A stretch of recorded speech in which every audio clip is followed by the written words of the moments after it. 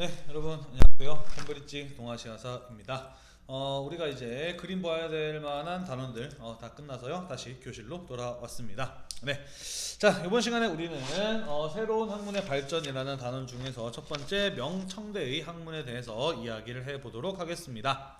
자, 17세기에서 대략 18세기 정도 또 19세기 초까지의 상황에 대해서 이야기를 할 건데요. 이 시기에 명청 그리고 한반도의 조선 후기 그리고 일본의 에도 시대에서는 공통적인 학문적인 경향이 나타나게 됩니다. 자, 그것은 바로 무엇이냐면요, 성리학에서부터 지나치게 형이상학적인 성리학에서부터 벗어나려는 노력이 이루어진다라는 것, 혹은 그러한 어떤 성리학이 제대로 해결해주지 못했던 다양한 사회 문제를 해결하기 위한 대안을 찾기 위한 노력이라던가, 아니면은 성리학으로 제대로 설명하지 못했던 상공업이 발전하고 난 이후에 사회에 필요한 여러 가지 것들을 마련하기 위한 학문적인 노력들이 이루어진다라는 것이 이 시기에 나타났던 동아시아 공통의 학문적 경향이라고 볼 수가 있겠습니다.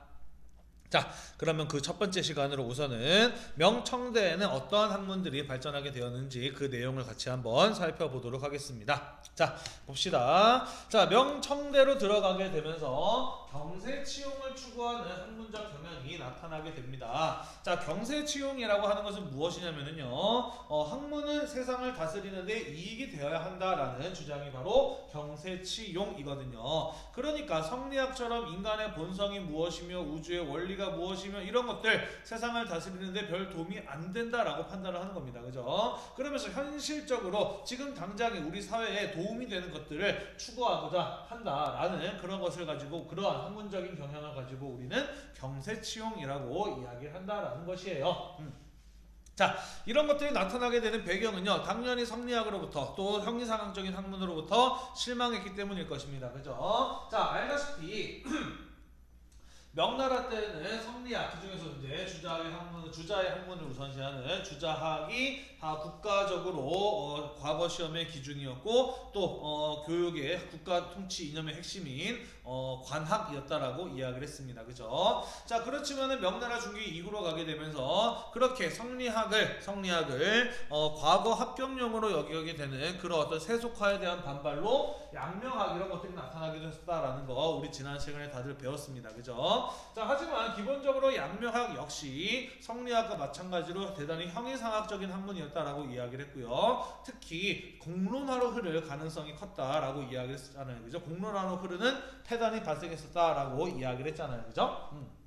자, 그래서 이 명나라 말기로 가게 되면서 명나라 사회는 상당히 많이 변화했는데, 뭐 인구가 늘어나기도 했고 상품화폐 경제가 발달하는데 여러 가지 변화가 나타났는데, 그런 어떤 사회적인 변화를 성리학이나 양명학이 제대로 설명하지 못했고, 그로 인해서 나타난 여러 가지 문제들을 해결하는 데 있어서도 별로 도움이 되지 못했다라는 것이에요. 자, 그래서 그렇게 관학인 주자학과 공론화된 양명학에 대한 반발로서 경세치용을 추구하는, 우리가 실제로 세상을 살아가는데 도움이 되는, 이익이 되는 학문을 추구하는 그러한 경향이 나타나게 되었다라는 것이죠. 자, 특히 그러한 것들은 대단히 실용적인 성격을 가지고 있었던 서양 학문들이 신앙로 개척 이후에 중국에 들어오게 되면서 더욱더 강조되었다라고 볼 수가 있고요. 또한 그러한 어떤 실용적인 실제적인 지식을 필요로 하는 상황이 이러한 상공업의 발달 등에 이뤄서 만들어졌었다라는 것이죠. 자, 그러면서 농학이라든지 지리학이라든지 역법과 같이 이러한 어떤 경세치용적인 학문적 연구가 이 시기에 활발하게 이루어졌다라는 것이에요.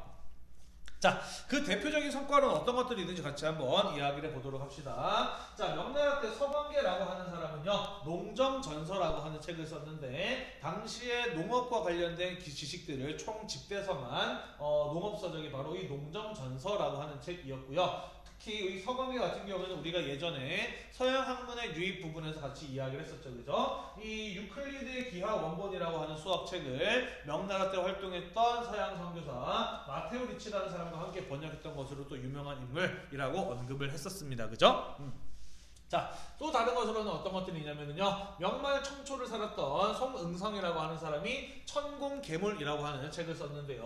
뭐 철이라든지 기계라든지 이런 어떤 산업과 과학과 관련된 기술에 대한 지식을 사전적으로, 그러니까 사전식으로 이렇게 정리한 책이 바로 천공괴물이라고 하는 것이에요. 대단히 실용적인 성격의 책이라고 볼 수가 있죠. 그죠? 또 명나라 때 이 시진이라는 사람이 본초강목이라고 하는 책을 썼습니다. 뭐 한의원 이름으로도 지나가다가 이게 종종 간판에서 볼 수 있지 않나요? 자, 이 중국의 당시 다양한 어떤 약으로 쓸 수 있는 식물들에 대한 지식을 총 정리한 책이 바로 이 본초강목이라고 하는 책이고요. 식물학과 약학을 발전하는 데 있어서 굉장히 큰 역할을 했던 것이 바로 이 본초강목이라고 하는 책이 되겠습니다. 자, 이렇게 명나라 말기로 가게 되면서 경세치용적인 세상을 다스리는 데 이익이 되는 이런 어떤 학문을 추구하는 그러한 경향이 나타났었다라는 것이에요. 물론 이후에 청나라 때에도 이런 경향이 이어지기도 합니다. 자, 그러다가 청나라로 가게 되면서 어떠한 학문적인 변화가 일어나게 되는지, 또 학문적인 특징이 나타나게 되는지 이야기를 해보도록 할게요. 자, 청나라 때로 가게 되면서 고증학이라고 하는 학문이 발달하게 됩니다. 말 그대로 직역하자면 옛 것을 증명하는 학문이다라는 그런 뜻을 가지고 있거든요. 자, 이 고증학이라고 하는 것이 왜 나타나게 되었는지, 그리고 어떤 내용이 담겨 있는지 같이 한번 이야기를 해봅시다. 자, 청나라 초에는요, 이른바 문자의 옥이라고 하는 그런 사상 탄압들이 상당히 많이 이루어졌습니다. 자, 청나라는요 원래 여진족, 만주족이었어요. 그죠? 그리고 그들이 명나라를 무너뜨리고 중국을 지배하게 되었다라는 거 우리 다 배웠습니다. 그죠? 자, 그래서 중국을 지배하게 되었지만은 여전히 중국에 살고 있었던 대다수의 한족들, 그 중에서도 특히 지식인층들의 경우에는, 신사계층의 경우에는 이러한 어떤 만주족을 오랑캐로 여기서 그들의 지배를 인정하지 않으려는 그러한 성향이 강했어요. 그죠? 반청운동이 그래서 일어났었다라고 이야기를 했잖아요. 그죠? 자, 이 문자의옥 지난번에도 한번 이야기를 했었어요. 무엇이냐면요, 그러한 지식인층들의 화이 사상을 엄격하게 금지하기 위해서 만주족을 오랑캐로 비하하는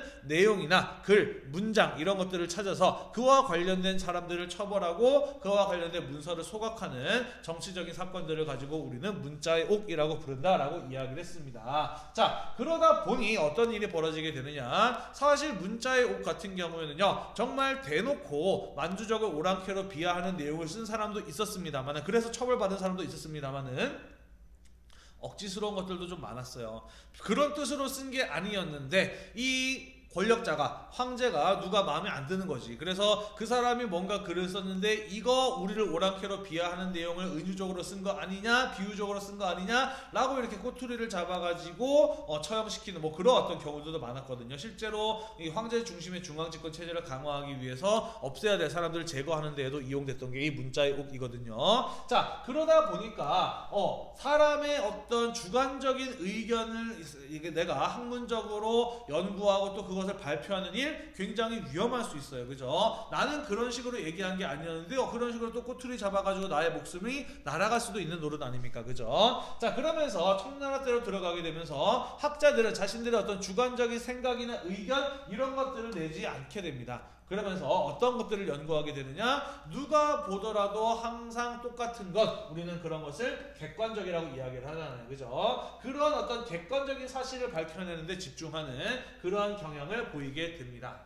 무슨 말인지 이해가 되시죠? 자, 우리는 이러한 학문적 경향을 가지고 뭐라고 이야기를 하냐면은 실사구시라고 이야기를 합니다. 사실에 입각하여 진실을 추구함, 탐구함이라는 그런 뜻을 가지고 있거든요. 그래서 무엇이 진실이냐, 사실을 밝히자라고 하는 이런 어떤 객관적인 사실을 탐구하는 학문이 발달하게 되었으니 우리는 그러한 학문을 가지고 고증학이라고 부른다라는 것이에요.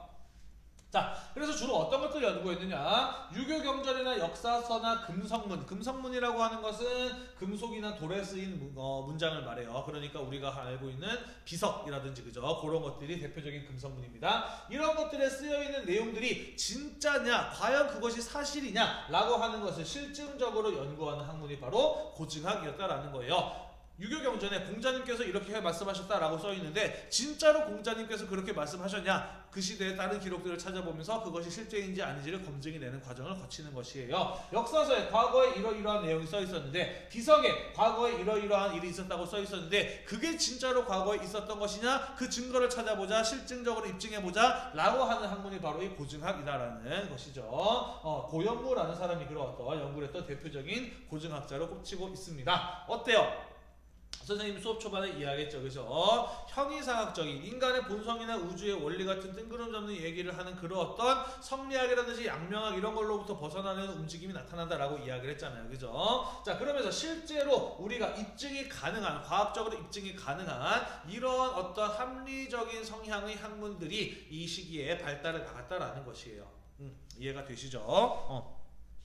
자, 특히 이 고증학의 경우는요, 청나라가 추진했던 대규모의 국가적인 편찬 사업에 힘입어서 더욱더 발전해 나가게 됩니다. 자, 이 시기에 만들어졌었던 청나라의 대규모 편찬 사업의 결과로는요, 강희자전이나 아니면은 사고전서 같은 것을 예를 들 수가 있습니다. 강희자전이라고 하는 것은 강희제의 명에 의해서 편찬된 한자 사전이에요. 자전입니다. 그리고 사고전서라고 하는 것은요, 권륭제라고 하는 황제의 명에 의해서 만들어진 중국에 지금까지 있었던 모든 책들을 망라한 전집이에요. 일종의 중국 고전 전집이라고 보시면 될 것 같습니다.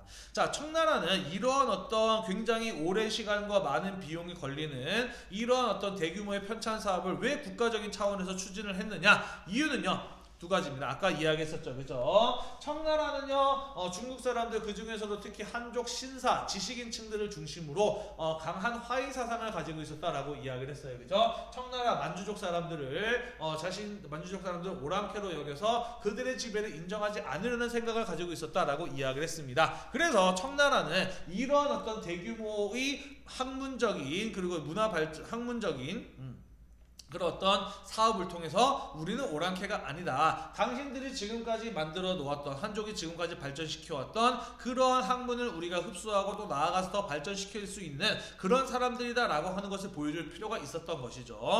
그러면서 이런 어떤 대규모의 학문적인 편찬 사업이 이루어졌던 것이고, 나아가서 청나라의 문화적인 발전을 위해서 또 필요한 작업이었던 것이죠. 그죠?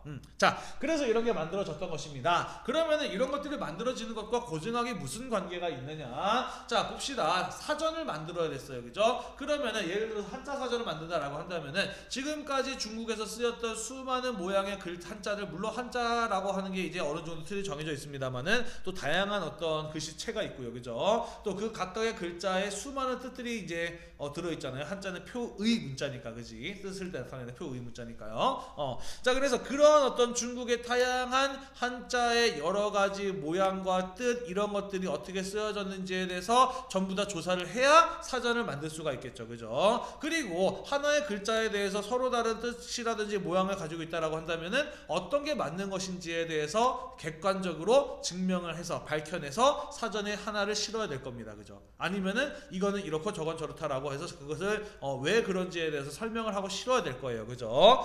사고전서도 마찬가지죠. 중국에 지금까지 있었던 다양한 책들, 수많은 버전들이 있을 거 아닙니까? 그죠? 누가 썼느냐에 따라서 또 누가 가지고 있었느냐에 따라서 내용의 차이도 있을 것이고, 또 이제 해석의 차이도 있을 것이에요. 그죠? 그런 것들 하나로 묶어가지고 전집으로 만들어내려면은 어떤 책의 내용이 맞는지, 어떤 책의 내용이 실제인지를 구분해내서 편찬해낼 필요가 있지 않습니까? 그죠? 자, 그러한 어떤 실증적인 연구를 거쳐야 되는 대규모의 편찬 사업이었기 때문에 중국의 이런 어떤 모든 한자에 대한 용례들, 중국의 다양한 어떤 고전의 책들, 이런 것들을 모아서 연구하고 실증하는 과정에서 당연히 고증학은 무척이나 발전하게 되겠죠. 그죠?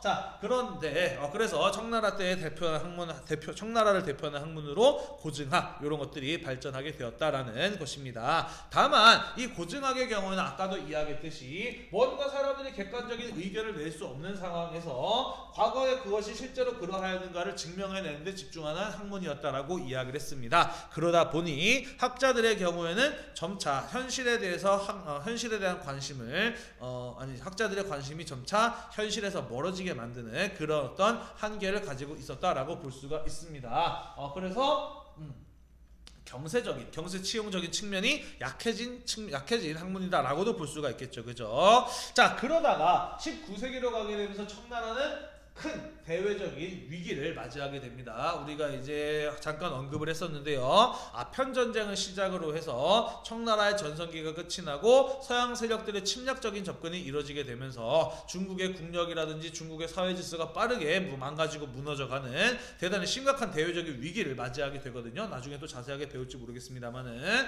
자, 이러한 어떤 중국의 심각한 사회적인 국가적인 위기를 해결하는 데 있어서 이러한 어떤 과거에 무엇이 그것이 진실인가를 밝혀내는 고증학, 그러한 어떤 사회 문제를 해결하는데 별 도움이 안 됐던 것입니다. 그죠? 여기서 고증학의 한계가 나타나게 되는 것이죠. 자, 그러면서 사람들은 다시 세상을 다스리는데 이익이 되는 그러한 성격의 학문을 연구하고 추구하게 되니 그것이 바로 공양학이라고 하는 것이 되겠습니다. 청나라 말에 나타났던 학문이에요. 경세적인 학문이 공양학이라고 하는 것이 등장을 하게 됩니다. 자, 이 학문의 이름이 공양학인 까닭은요, 공자가 쓴 역사서로 춘추라는 책이 있는데 그거에 대한 다양한 해설서가 있어요. 한 3개 정도가 있는데 그 중에 하나가 이 공양전이라고 하는 책이거든요.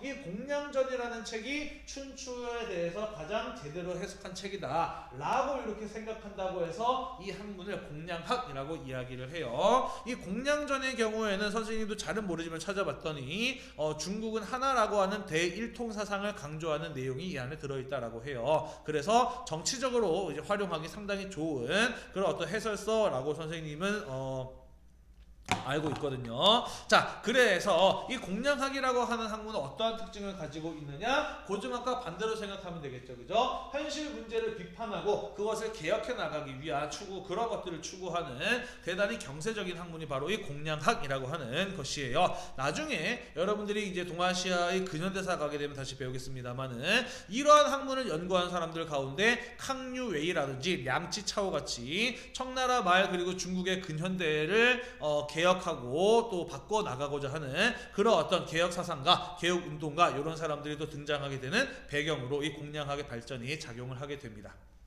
자, 이렇게 해서 우리가 명청대에 발전했었던 학문에는 어떠한 것들이 있는지 쭉 한번 이야기를 해보았습니다. 다음 시간에는 조선 후기의 학문적인 변화에 대해서 마저 이어서 살펴보도록 하겠습니다. 오늘도 공부하시느라고 대단히 고생이 많으셨고요. 구독과 좋아요 한 번씩 눌러주시고 댓글 같은 것도 달아주면은 선생님이 친절하게 또 리플도 달아주고요. 질문이면은 천천히 또 친절하게 질문에 답을 해드리겠습니다. 감사합니다.